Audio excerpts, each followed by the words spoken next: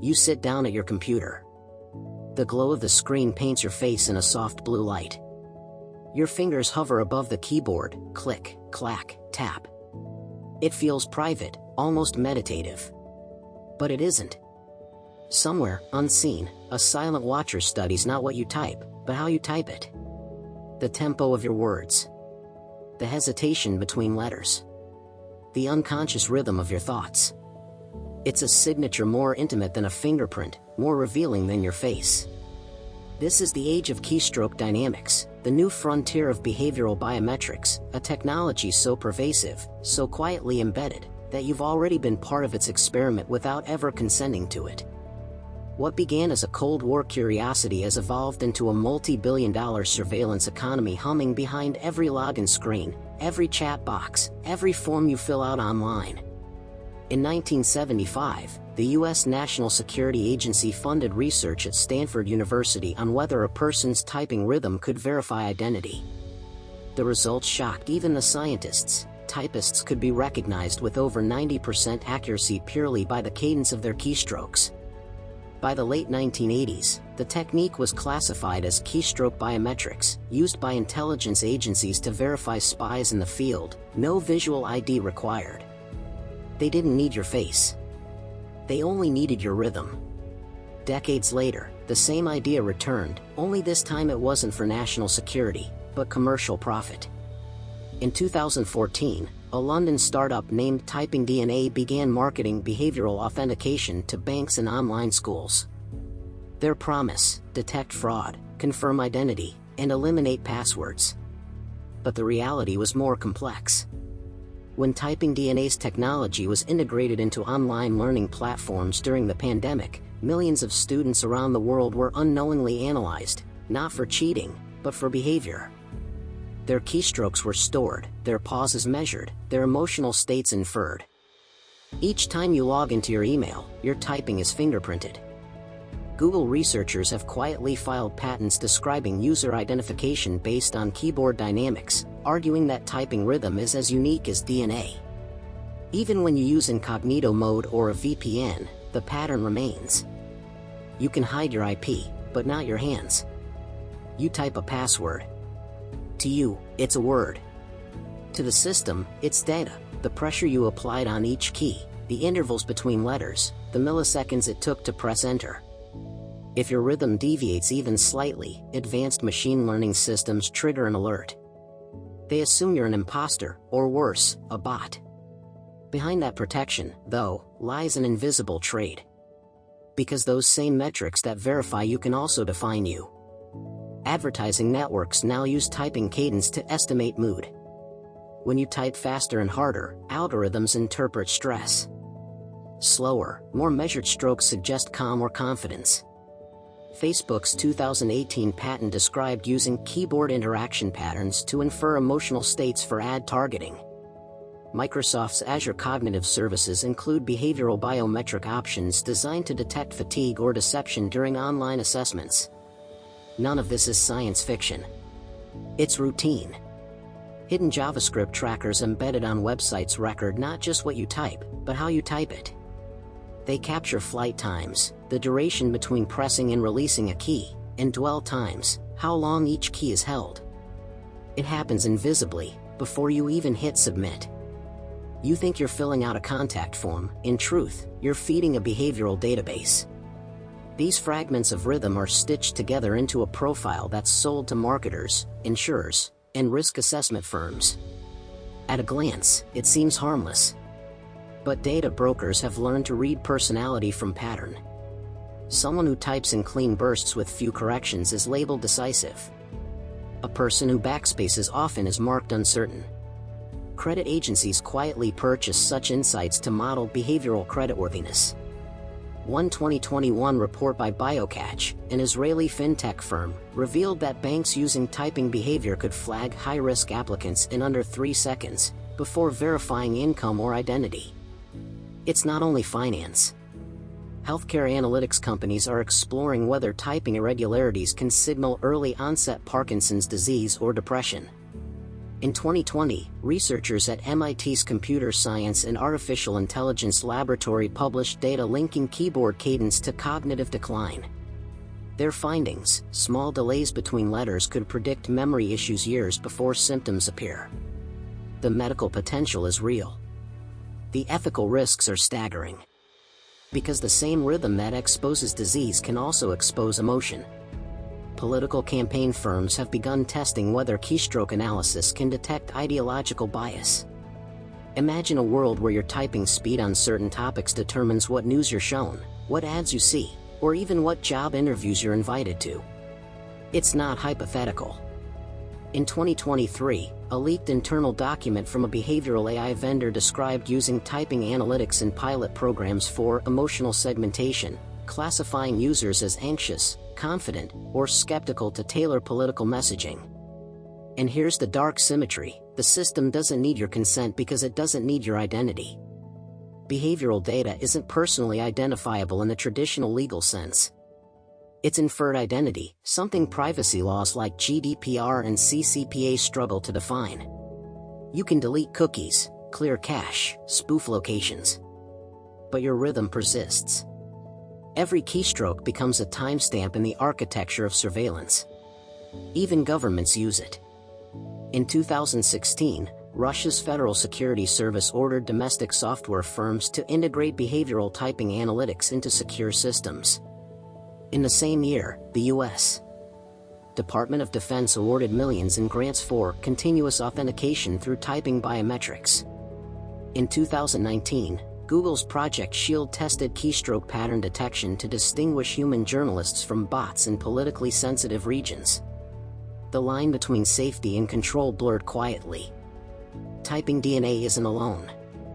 Firms like Behavio SEC in Sweden, Keytrack in Germany, and Zyra in Canada compete in a global race to perfect digital fingerprints made of motion.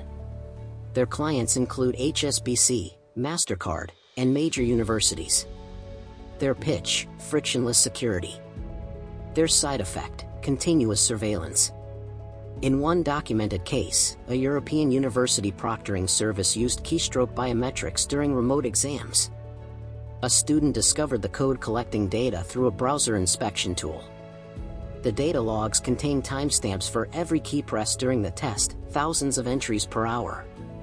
When questioned, the company argued it was compliance with academic integrity. The student later found those logs mirrored in a third-party analytics dashboard hosted in another country.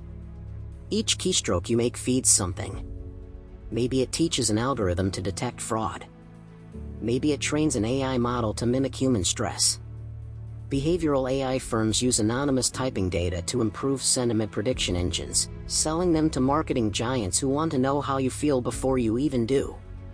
They call it empathy at scale. But empathy built on extraction isn't empathy, it's exploitation.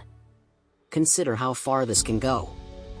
Imagine a workplace platform that measures your typing pace to gauge productivity. That's already happening. Several remote work management tools now offer activity analytics that include keyboard rhythm tracking. The promise: measure engagement. The consequence: digital micromanagement at the neurological level. You're not judged on output, but on cadence. Once, privacy was about keeping your secrets. Now it's about keeping your patterns. Your keyboard, your mouse, your pauses, they're the behavioral dust that reveals your soul to a machine that never sleeps. And it's not only keyboards. The industry is converging: eye-tracking cameras, touch-screen pressure sensors, accelerometers in smartphones. Together they form what researchers call a multimodal behavioral identity. The total map of how you exist online.